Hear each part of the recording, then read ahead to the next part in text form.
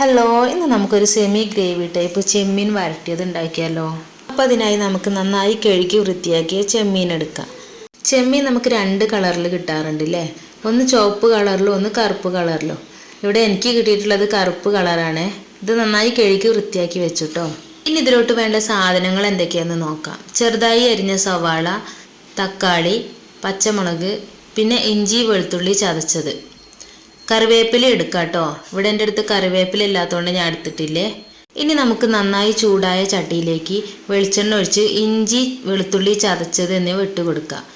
ഇതിൻ്റെ പച്ചമണം മാറുന്നത് വരെ ഒന്ന് കുക്ക് ചെയ്തെടുക്കാം. പിന്നെ ഇത് അരിഞ്ഞു വെച്ചിട്ടുള്ള വല്യുള്ളി എടുത്ത് നമുക്കിതിലേക്ക് ഇട്ട് കൊടുക്കാം. എന്നിട്ട് നന്നായിട്ടൊന്ന് വഴറ്റിയെടുക്കാം. ഇത് പെട്ടെന്ന് വാടി വരാൻ വേണ്ടിയിട്ട് നിങ്ങൾക്ക് വേണമെങ്കിൽ കുറച്ച് ഉപ്പിട്ട് കൊടുത്താൽ മതി കേട്ടോ. പിന്നെ ഇത് അരിഞ്ഞു വെച്ചിട്ടുള്ള പച്ചമുളക് ഇട്ട് കൊടുക്കാം. അതിനുശേഷം തക്കാളി ഇട്ട് കൊടുക്കാം. ഇനി ഇത് നന്നായിട്ടൊന്ന് കുക്കായതിനു ശേഷം പൊടികൾ ഇട്ട് കൊടുക്കാം. 1/2 ടീസ്പൂൺ മുളക് പൊടി, 1/2 ടീസ്പൂൺ മഞ്ഞൾപ്പൊടി, 1 ടീസ്പൂൺ ചിക്കൻ മസാല, ആവശ്യത്തിന് ഉപ്പ്. ഇതെല്ലാം കൂടെ ഇട്ട് നന്നായിട്ടൊന്ന് മിക്സ് ചെയ്ത് കൊടുക്കാം.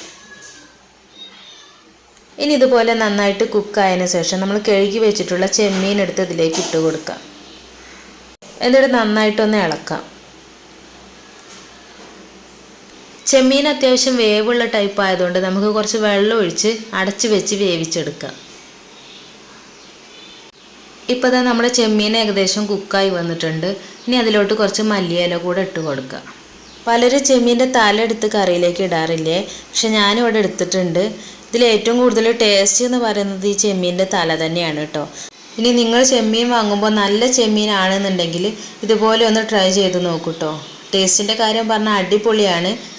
അപ്പോൾ എൻ്റെ വീഡിയോ ആദ്യമായിട്ട് കാണുന്നവരാണെന്നുണ്ടെങ്കിൽ ലൈക്കും സബ്സ്ക്രൈബും ഷെയറും ചെയ്ത് സഹായിക്കൂ കേട്ടോ.